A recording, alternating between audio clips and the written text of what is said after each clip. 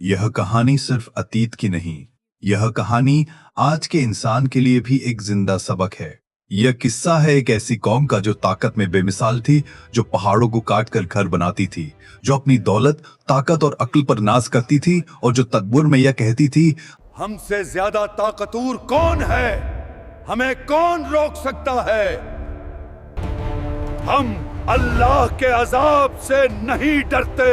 लेकिन फिर एक दिन एक लम्हा आया और वह अजीम कौम सिर्फ खंडरात बनकर रह गई। यह है कौम समूद की कहानी। कौम समूद अरब के कदीम इलाकों में आबाद थी। यह कौम हजरत नूह अलैहिस्सलाम के बाद आई और कौम आद के अंजाम को अपनी आंखों से देख चुकी थी। ये लोग आज के जदीद इंसान की तरह तरक्की याफ्ता थे, लेकिन गुरूर में उससे भी आगे। ये पहाड़ों को काटकर मजबूत महल बनाते थे। इनके शहर चट्टानों के अंदर बसे हुए थे। इनके मकान जलजलों से महफूज समझे जाते थे। वे फख्र से कहते थे, हमारी दीवारें पहाड़ों से बनी हैं, हमें कौन हिला सकता है।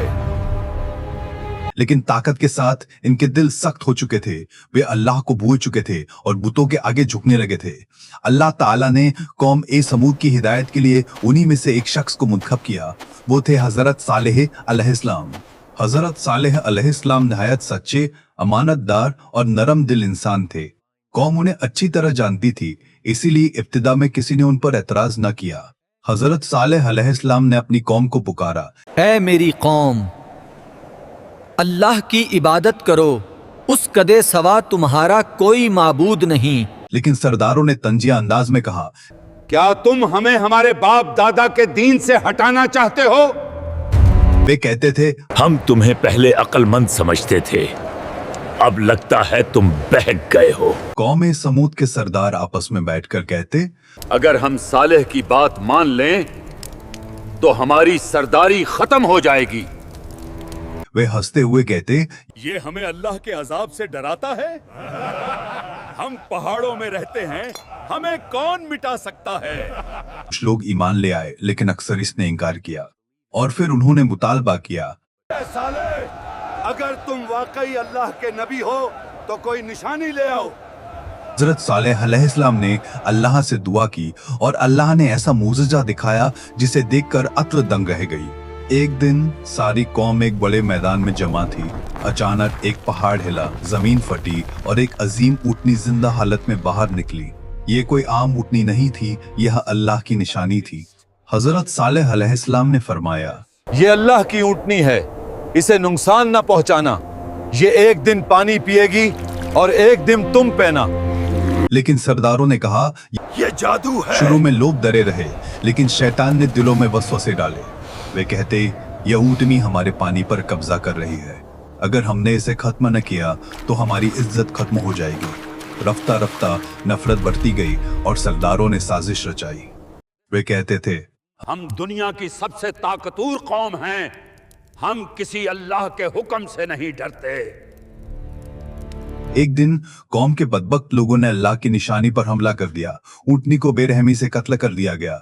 हजरत सालेह अलैहिस्सलाम का दिल कांप उठा। उन्होंने कहा, अब 3 दिन बाकी हैं, फिर अल्लाह का अजाब आएगा। कौम हंसी। हमें कोई अजाब नजर नहीं आता।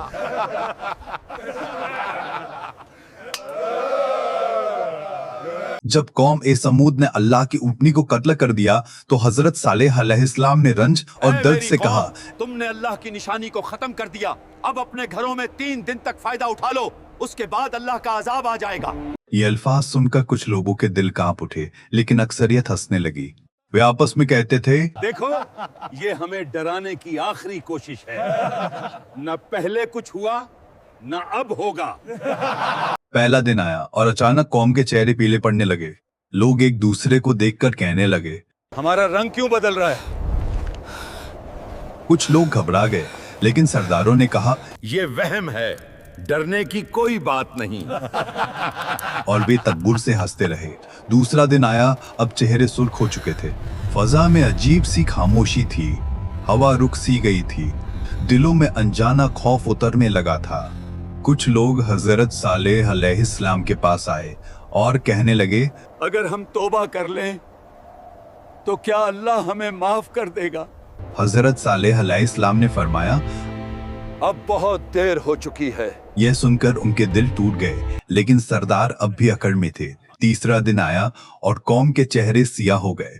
यह अल्लाह की तरफ से आखिरी वार्निंग थी। अब हर घर में खौफ था। माए बच्चों को सीने से लदाए बैठी थी, लेकिन सरदार फिर भी कहते थे, तो हम पहाड़ों में छुप जाएंगे। हम सबसे ज्यादा ताकतवर हैं। यह ऐसी आवाज थी जिसने दिलों को फाड़ दिया। पहाड़ लरज उठे और जलजले ने उनके मजबूत घरों को मिट्टी का ढेर बना दिया। जो लोग कहते थे हमें कौन हिला सकता है, आज जमीन खुद उनके खिलाफ खड़ी थी।